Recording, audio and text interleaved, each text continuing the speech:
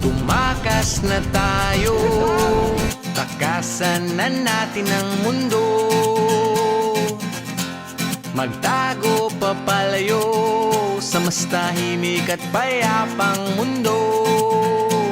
Umubulong ang hanging amihan at huni ng ibon. Dumudulog at tinatawag na tayo ng bundok.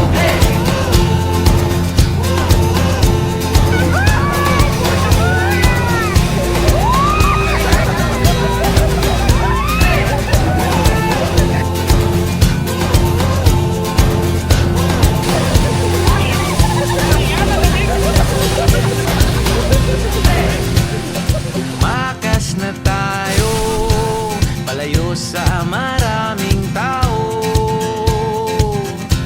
Tumiwalay at magtago sa maingay at malabong mundo.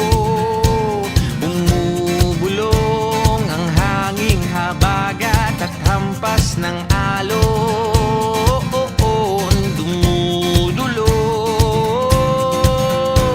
at niyayakag na tayo ng karagatan.